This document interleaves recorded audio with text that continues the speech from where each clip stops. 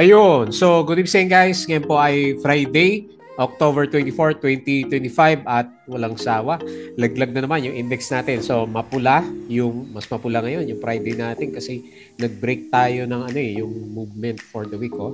So, nag-break down kahapon sa support level natin. So, nag-close tayo 5,988.02, negative 1.09%. So, makita nyo po, ang dami na naman sa mga alaga natin is laglagan na naman. Ayan. So, kailan kaya babalik yung sentiment dito sa market natin. So, and then meron pa siyang malakas na net foreign sale, 648.36 million. Ayan, daming laglag na yun. So, pag-uusapan natin, mga laglag, karamihan sa mga stocks po natin. Okay, wala na ba tayong magagawa dyan? So, antayin talaga natin na mag-recover yung galawan ng markets natin. So, samantalang sa US market, maganda ulit yung futures na pinapakita sa kanila kagabi. Nag-bounce sila kagabi, no? Tapos sa okay din yung futures na pinapakita niya. Pero sa Europe, medyo namumula ng konti yung galawan po nila. Tsaka sa Asian markets, marami naman berde pero mix pa rin siya. Meron pa rin tayo nakikita na mapula na galawan sa markets, Asian markets natin. Tapos sa crypto, medyo bumabawi na po siya. So nasa 111K na ulit si Bitcoin natin. So maraming mga nagberte na cryptos sa ngayon. Okay, so sa ating kaya. So gaya ng sabi ko sa inyo, ang pakiramdam natin, magdo-double check talaga dito sa 5,800 kasi nga net foreign sale. So hindi tumitigil eh. Wala nagre-replenish ng volume ng market natin. Okay po. So ito yung mga pag-uusapan natin. So kapon, ito din yung top notcher natin si BSC. Nag 30% siya kapon pero ngayon, profit taking yung Friday. So negative 13.5% at meron siyang 204K net foreign buy. Tapos si Alter, medyo nag-spike siya ng konti. Nauntog yata ito. So nag-close siya is 4.55%. So meron siyang 830K net foreign sale. So may good news si Alter. Parang may acquisition of shares doon sa isang partner niya. So meron siyang investment. Kaya umakyat yung price action. So hindi ko napansin yung mga gold prices pero silipin natin mamaya. So OGP nag-drop siya ngayon ng negative 3.23%. Tapos meron siya net foreign buy, no? 10.53 million. Si APX drop ulit, negative 1.87%. Hindi ko nakita ko ilan yung foreign buy. Tapos sinama natin si BLL ulit sa discussions natin kasi mahina pa rin siya. So nag-drop siya ng negative 8%. Meron siyang 101K net foreign buy at saka yung paborito natin dati, C+. Unti-unti lumalagpak yung price action niya. So negative 1.09, rather negative 2.67%. Tapos net foreign sale pa siya ng 11.56 million. Ayan, wala din momentum C+ natin. Okay, so very bad ulit yung market natin. Disclaimer pa rin sa mga bago sa channel natin, as usual yung ating review is for education purposes lang. So, huwag mong gagamitin ito as a reason para mag-buy, sell, or hold ng stocks. Meron po kasing risk na involved sa market. Due diligence na lang po kung ano yung stocks yung gusto mong bilhin. And please don't forget to subscribe po dito sa ating Palapi Trader na YouTube channel para updated ka sa mga reviews natin or kung gusto mo join ka dito sa trading group naman natin. Okay? So yung mga nakasubscribe, as usual, maraming salamat sa mga viewers. Ayan, halata na, baba talaga yung views natin. So anyway, review pa rin tayo kahit na mahina yung market natin. Company reviews, so October 23, no, hanggang October 29 yung IPO ni Maynilad. Tingnan, ma-review kaya natin si Maynilad over the weekends. Profit or loss, mga sample trade sa market, basic indicators, yung mga technical analysis natin. And then fundamentals yung mga risk management. So weekends na naman, aral na lang po tayo. And then basic learning sa market, mga PSE, stock market studies naman. Okay? Follow mo din po ako dito sa ating Palapi Trader Crypto ko to para sa mga cryptos related na vlog natin. Tapos sa social media, Facebook account na Palawi Trader or dito sa Facebook page para pilit ka sa mga reviews po natin. Tapos sa mga news dito sa Bodega Peak natin at saka yung mga ayan, yung mga na-post na retweet natin. Wala pa rin summary si tinatamad din si Philippine Stock Sales natin. So wala tayong makita na summary. Ayan, nag-fall yata yung ano. So, bumagsak yung mga mining stocks natin. Experience decline of around 1 to 2% due to concerns about rising interest rates and strengthening dollar. Okay? So, anyway, hopefully pullback lang yan. Alternergy, ito yung pinakabalita natin sa kanya. So, Seals, 2.4 billion co-investment with A. Brown for Tanay Alabat Wind Farms. Ayan, so meron silang investment. Tapos ito yung closing natin kanina. So, based dito sa galawan natin, mas marami yung ano, lumaglag na big caps. So, si BPI, noong una, dami, oh. Negative 4.29%. Ayala Corporation, minus 3.87. Plus, minus 2.67%. So, Aboitiz Equity Venture yung nanguna, pero maliit lang, 1.41%. Metrobank, 0.71. Emperador, 0.63%. At saka si Jollibee, 0.28%. Okay? So, no choice. Abangan natin yung bounce ng market. So, the Philippine stock market declined with the PSE dropping below 6,000 levels natin. Okay, so wala. Kailan kayo babalik yung mga mga foreigners natin? Tycoon Razon grows utilities empire as government clears 50 billion first yen gas takeover. Ayan, so si Prime Infra. Okay, so si Prit na lang no, yung bumabagsak at saka si BLL natin. Noong alas 12, so may na talaga yung market natin. San Miguel Corporation lang yung umakyat. Basi plus ito, verde din kanina pero anyway, malit lang naman. At saka si Monde 0.59%. So bumabagsak talaga si BPI minus 2.86 at saka si Pure Gold minus 1.45%. Yan ay nung alas 12. Bago mag alas 12, okay pa yung market to. Negative 0.09 lang siya. Ayan. So, San Miguel UGS yung nanguna kanina. Okay. Plus, drop as much as 8.6%. Kapon yata to. Marking its largest intraday decline since August 14 amid ongoing regulatory headwinds. Okay. Tapos kinancel niya kasi yung Brazil project niya. CREC gets fresh funds from Pentagreen Capital. Okay, para kay CREC. A. Brown invests 2.4 billion in two alternative wind farms. Also, may nag-invest pala kay alternative. Share transfers in SPNEC. So, Solar Philippines transferred 10.83 billion common shares of SPNEC to founder Leandro Liviste. This was by a special block sale. Okay. Magkano kaya to? Is fully owned by Liviste. So, share buyback transaction, Ali, SM, Meg, Fruit, Costco at saka si OPM. Sa Abedra City Corp, Pentagreen seals $55 million deal for solar projects in Batangas, Pampanga and more. Security Bank plans to finance at least 6 billion renewable energy. So share buyback, AliSM, Meg, Fruit at saka si Costco. Copper. Nagkap si Copper corporate highlights, Felix seeking partner for Tampakan project, Converge planning next hyperscale data center in Mindanao. Okay, Maynilad IPO, so 15 pesos. Ongoing nga po siya from 23 to 29. Check nyo na lang. Kailan parang mabigat si di ba? Mabigat si Maynilad.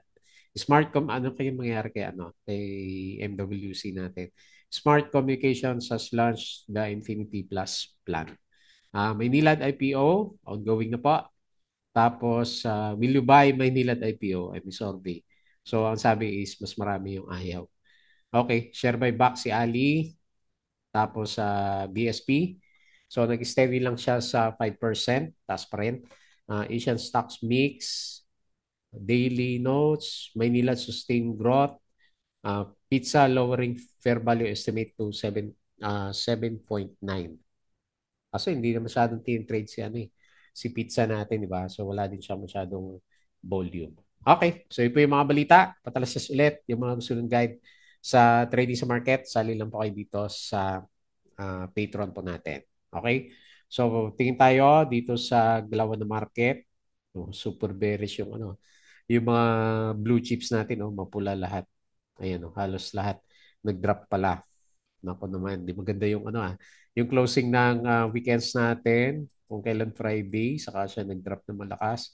So, on the way na tayo ulit dito sa 5,900, yung previous na bottom natin.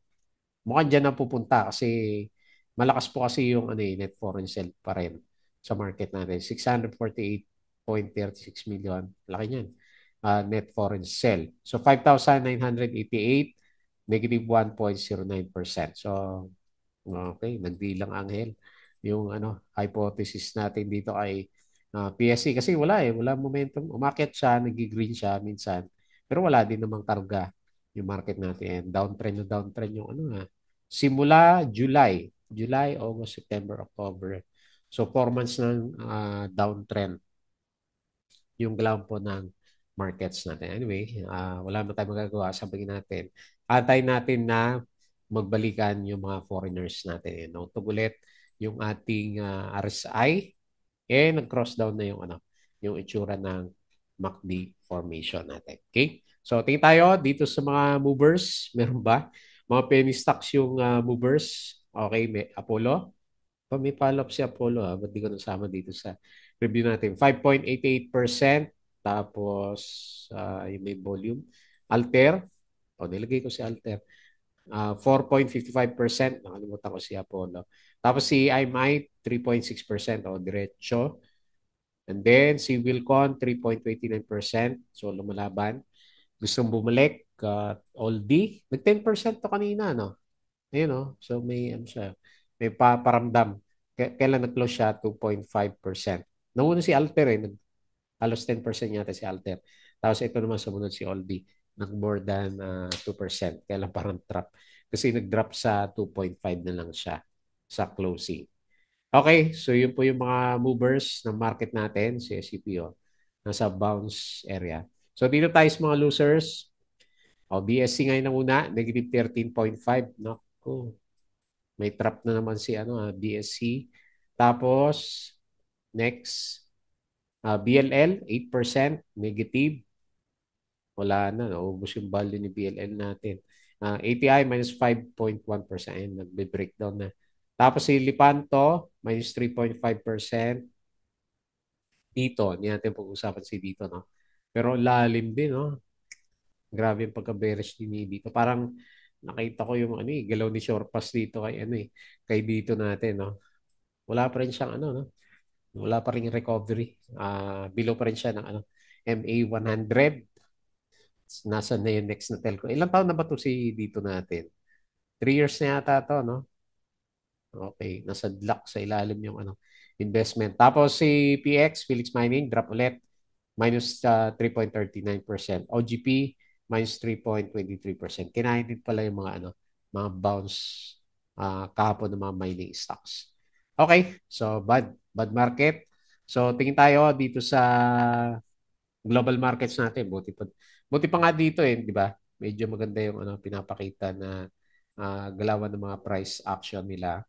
So, based dito, yung futures natin, okay, maganda ulit siya. So, S&P futures, 0.32%. Dow futures, 0.11%. Tapos si Nasdaq, 0.51%. Buti pa dito sa US, diretso na naman yung galaw niya. Pero Europe, medyo pullback sa Europe. And then Asian markets, mix tayo. Pero mas marami yung berde dito sa bandang Asia. Okay. Tapos sa crypto, ayan, bumabawi siya. Hopefully, hindi bumagsak over the weekends. 111K si Bitcoin. Ay, may good news pala sa crypto, no? Si ZZ, yung may-ari ng Binance, na pardon ni Donald Trump. Ayan. Kasi pala, nag-invest yata si CZ doon sa Bitcoin na sa crypto naman niya, no? Donald Trump. Ayan. So, yun yung basa ko ng mga news. Ethereum, 3.9K ulit. Tapos si BNB, 1,100. XRP, 2.4. Sol, 191. Nakabalik na, 1.5%. Pero si Dodge, okay, paakyat din, 0.7%. Okay? So majority is maganda yung galawan dito sa bandang cryptos natin. Okay po, so balik tayo dito sa PSE. Pag-usapan natin ng mabilis lang yung mga trending stocks. Okay, so nahin po natin si BSC ulit. Si BSC, pinakasikat ngayon dito sa ano. For the week sa trading natin, kaso ngayon, for the wrong side, okay, mukhang na-hit na yata niya yung pick niya kaagad. Or, pwede rin naman na ganito yung gawin niya ulit. Kasi malakas yung ano niya yung galawan niya eh. Okay, so hanggang dito lang yung kaya niya, yung galaw natin sa 34%. So, ano ba to? Trap? Nag-drop siya. Tingnan natin sa 5 minute ko. Unti-unti siya bumagsak o binuhusan si ano, si BSC natin. So, 9:30, October 24. Unti-unti lang naman siya bumagsak. May chance ka pang mag-exit. Pero kung hindi ka nag-exit, medyo ipit ulit yung mga kasama natin dito sa ano. Okay. To 12%, no? O 13% yung drop ng price action niya. Okay, so ganun talaga. High risk, high reward. Kung tinamaan ka, medyo malaki.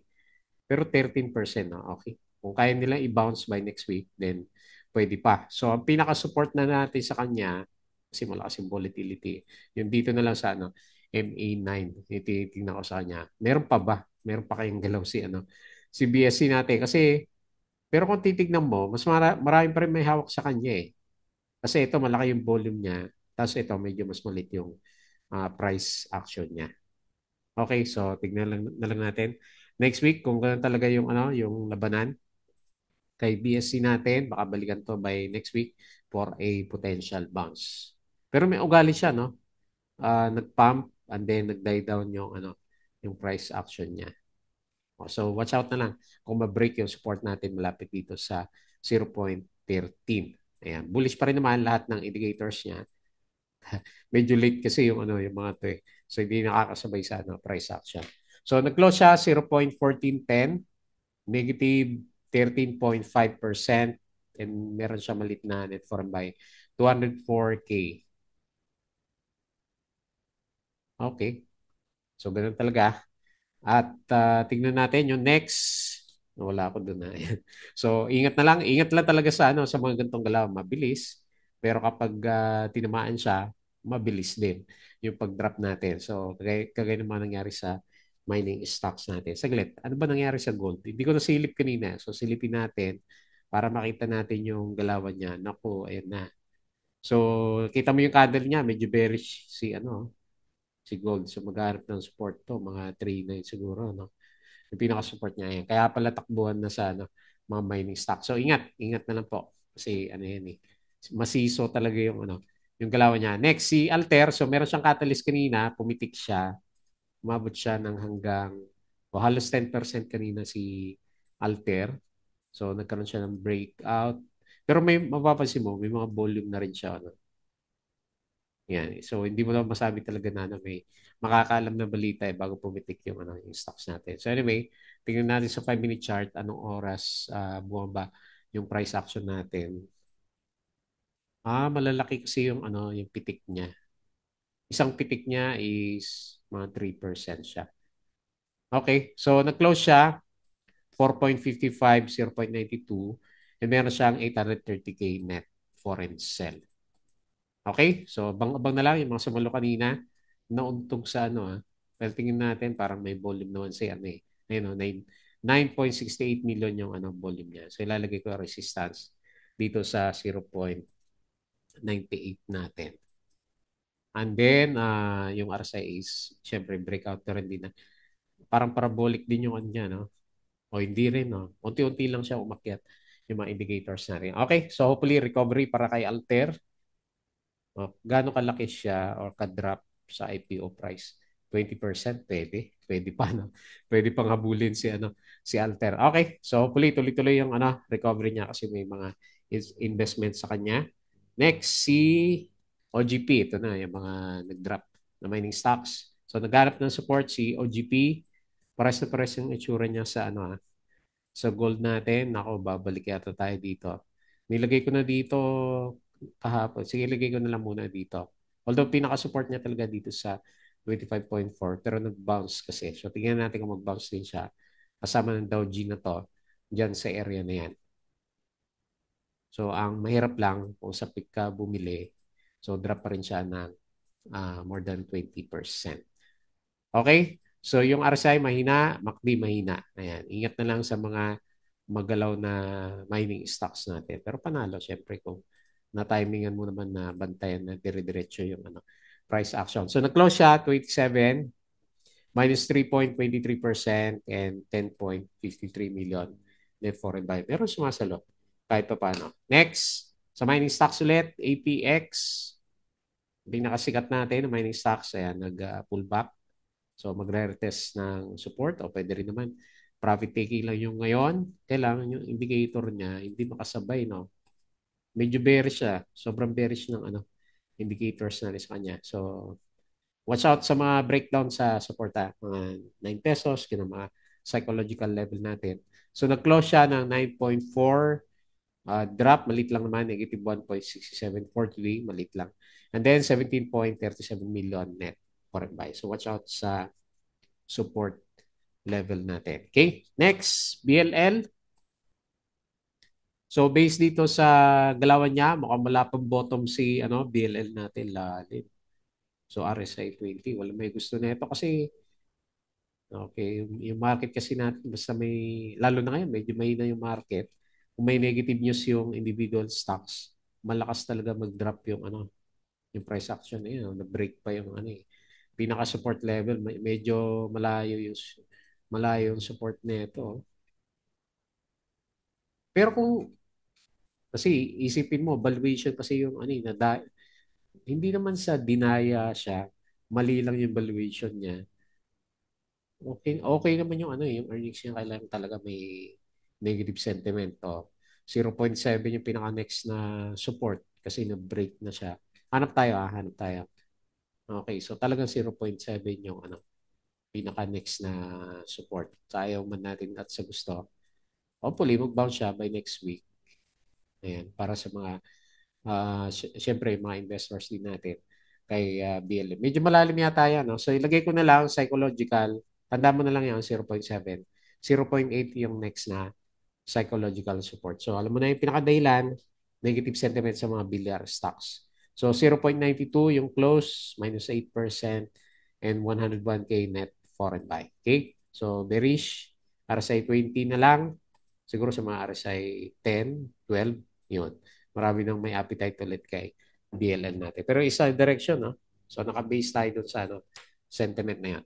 Okay? And then lastly, si Plus, yung dati natin paborito, nawala na yung mga ka-plus natin. Ayan. So, mali, yung pindot.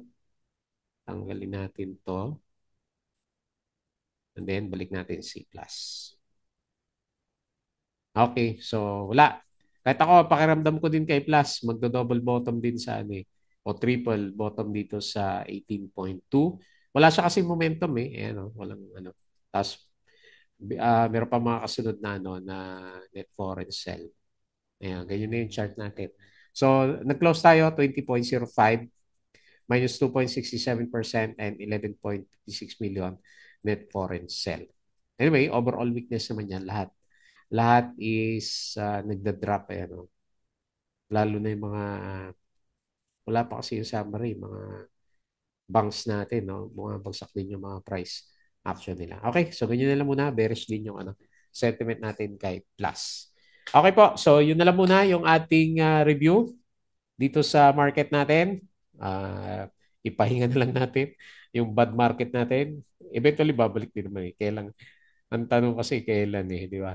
So, hopefully hanggang dito lang tayo sa 5.9 kasi wala talagang volume So, hopefully mag-hold tayo sa 5,900 level. Okay po. So, yun lang muna. Enjoy the weekends. Bago tayo close, please don't forget to subscribe dito sa ating Palami Trader na YouTube channel. Join ka sa group, guys. Crypto ko to. Follow mo na lang Facebook account, Facebook page, Budeg Pig, Twitter, and Patreon sa mga gusto ng guide. Sali lang po kayo dito. Okay? So, yun lang. Maraming salamat. Happy weekends po.